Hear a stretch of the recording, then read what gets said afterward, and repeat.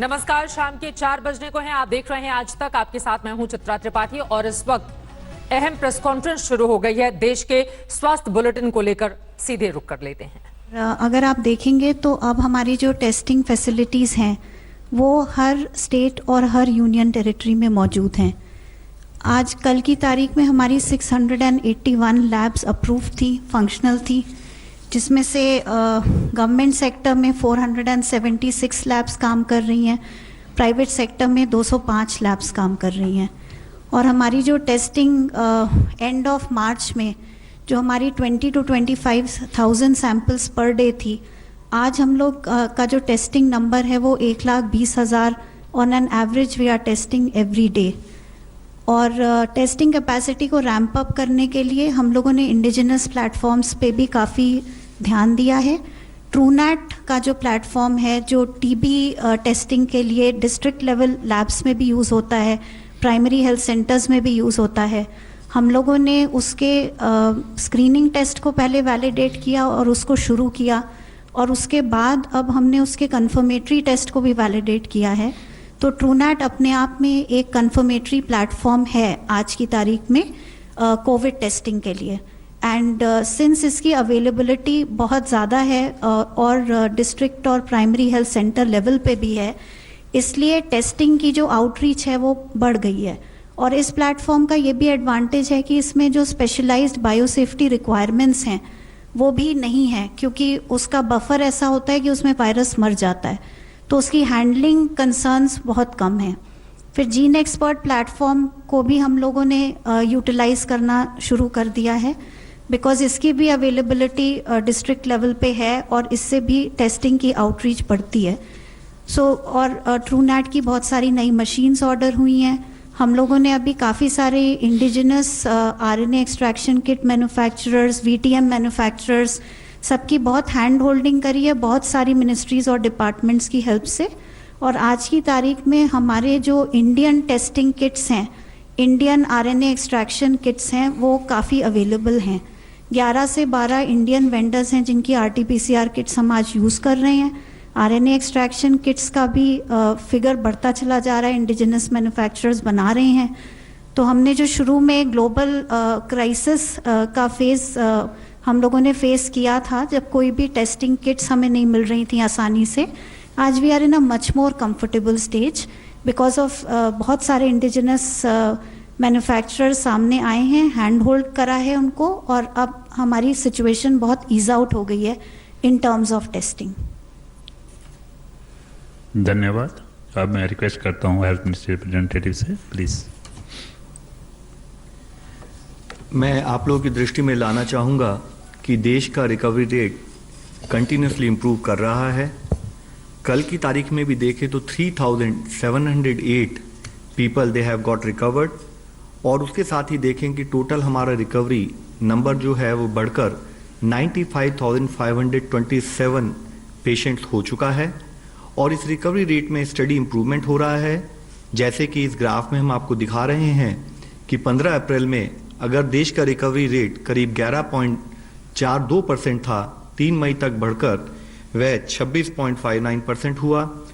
18 मई को वही बढ़कर 38.29%, और आज बढ़ते बढ़ते वह बढ़कर 48.07% हो चुका है। इस विषय में मैं एक और मुख्य विषय आप लोगों की दृष्टि में लाना चाहूँगा। कई बार हम लोग कंपैरिजन करते हुए एक बार ये बात करते हैं कि आज देश में नंबर ऑफ केसेस बढ़ गए हैं, हमारा देश 7वें नंबर पर है।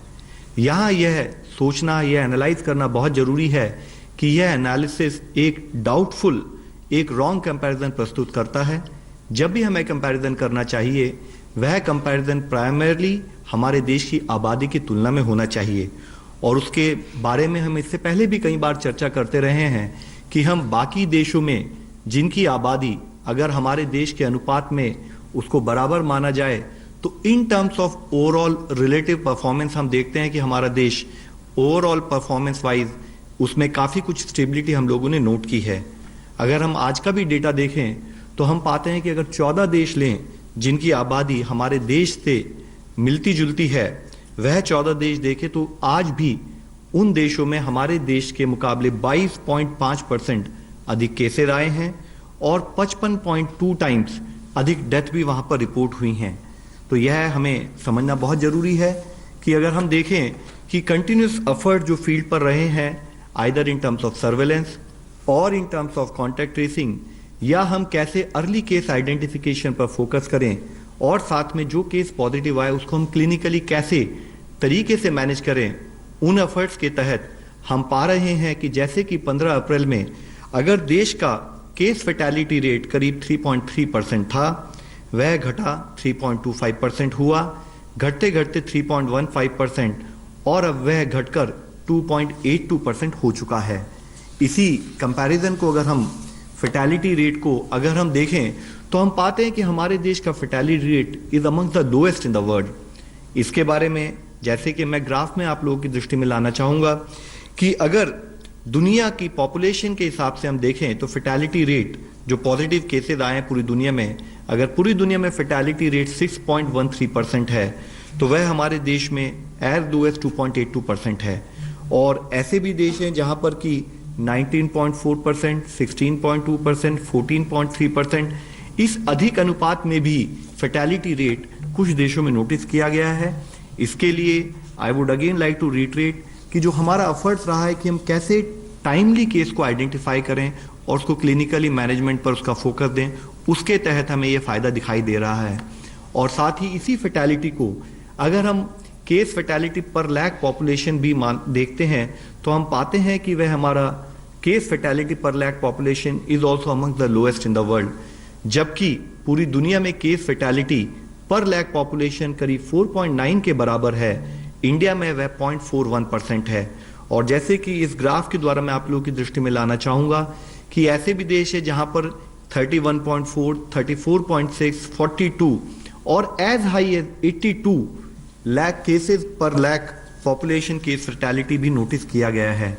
आज एक और मुख्य विषय हमें समझने की जरूरत है कि अगर हम देखें, हम अपना जो हमारे यहाँ डेथ रिपोर्ट हुई है उसको एज प्रोफाइल से एनालिसिस करें तो पाते हैं कि जहां हमारा 60 to 74 ईयर्स का जो एज ग्रुप है पॉपुलेशन का, वह अगर 8% है तो उन पर्टिकुलर केसेस में जो कंफर्म पाए गए वहां पर 38% डेथ रिपोर्ट हुई हैं।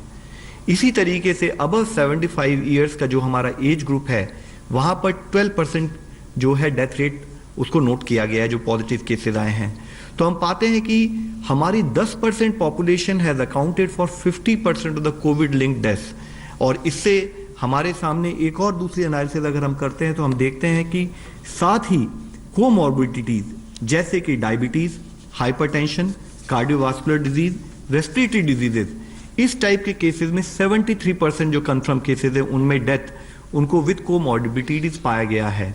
तो इन दोनों अगर हम अंशों को देखें तो हम पाते हैं कि आज people who are at high risk are primarily elderly people जो कि 60 अबव एज के हैं, further compounded by the fact कि पीपल हु हैव कोमॉर्बिडिटीज जैसे कि डायबिटीज, हाइपरटेंशन, कार्डियोवास्कुलर डिजीज और रेस्पिरेटरी डिजीजेस। आज जब हम कोविड की इस लड़ाई को ले रहे हैं तो जरूरी है कि जो भी हाई रिस्क में हमारे देश के लोग हैं वह हमें सपोर्ट दें, वह रिक्वायर्ड प्रिवेंटिव एक्शन लेते रहें और साथ में अपने सिम्टम्स के बेसिस पर वह जो भी मेडिकल एडवाइस और मेडिकल फॉलोअप वह करें। जरूरी है कि वे सोशल डिस्टेंस बनाकर रखें उन लोगों से भी अपने घर में जो कि घर से बाहर जाते रहते हैं। वह ये इंश्योर करें कि अगर उन्हें कोई प्री एग्जिस्टिंग मेडिकल कंडीशन हो, चाहे वो डायबिटीज हो, हाइपरटेंशन हो या कार्डियोवास्कुलर डिजीज हो, वह उससे संबंधित दवाई और उससे संबंधित चेकअप में कोई भी कोताही ना करें। साथ ही जरूरी है कि हम इम्यूनिटी बूस्टिंग पर भी काम करें। मिनिस्ट्री ऑफ आयुष द्वारा प्रेस्क्राइब किए गए चाहे वो हर्बल टी हो चाहे काढ़ा हो, उसको लेकर भी हम अपनी इम्यूनिटी की तरफ भी काम करें। यह बहुत जरूरी एक कार्य हमारे लिए सामने है। इसके साथ ही हम ये अवॉइड करें कि हम बाहर जाएं, जरूरत पड़े तो हम टेलीमेडिसिन के द्वारा भी अपनी मेडिकल एडवाइस लेते रहें। इसके लिए बहुत जरूरी है कि टेक्नोलॉजी का प्रयोग किया जाए। जैसे एक स्थान पर हमारे केसेस का नंबर बढ़ रहा है तो technology has a very important role in terms of guiding to check कि हम कहीं कोविड-19 पेशेंट के आसपास तो नहीं है। साथ ही it also helps us through Aarogya Setu application कि हम अपने आप को सेल्फ असेस कर सकते हैं। और इसके साथ ही मुख्य है कि हम अपनी हेल्थ को सेल्फ मॉनिटर करते रहें और हमें अगर कोई भी ऐसी सिचुएशन लगे जिसमें कि हमारे को कोई भी सपोर्ट की ज़रूरत हो तो हम उसके लिए मेडिकल सपोर्ट के लिए तैयारी करें। ज़रूरी है कि जब आज अपने आप को बचाने के लिए हम अपने एल्डरली पॉपुलेशन, कोमॉर्बिड पॉपुलेशन को उनसे रिक्वेस्ट करते हैं कि वह अधिकतम घर पर रहें, तो ज़रूरी है कि घर पर रहकर वो कैसे प्रोडक्टिव रहें, उस समय को कैसे यूटिलाइज करें। तो फिट रहने के लिए उनको हम रिक्वेस्ट करेंगे कि वह योगा का इस्तेमाल करें, इंटेलेक्चुअल स्टिमुलेशन के लिए किताबें पढ़ें। ज़रूरी है कि ये टाइम इस्तेमाल किया जाए कि हम कैसे अपनी फैमिली के साथ बॉन्ड करें, कैसे हम इंडोर हॉबीज़ डेवलप करें, और कैसे हम अगर घर पर भी रहें तो हम अपने नियर डियर्स को सोशल मीडिया और थ्रू टेक्नोलॉजी हम उनसे कैसे आसपास रहें। आज ज़रूरी है कि जब एक स्थाई पर जो हमारी हाई रिस्क पॉपुलेशन है, तो दूसरे स्थाई पर जो घर के मेंबर्स बाहर जाते हैं वह भी किसी न किसी तरह से रिस्क का पात्र हैं। उनसे भी हमारी रिक्वेस्ट रहेगी कि वह ज़रूरी हर तरह से हैंड हाइजीन, रेस्पिरेटरी हाइजीन, उस पर ध्यान रखें। अपने नमस्कार, मैं हूं अंजना ओम कश्यप। हमें उम्मीद है ये वीडियो आपको पसंद आया होगा। लेटेस्ट खबरों के लिए यूं ही देखते रहिए आज तक, और इस वीडियो के पसंद आने पर लाइक, शेयर एंड सब्सक्राइब करना ना भूलें।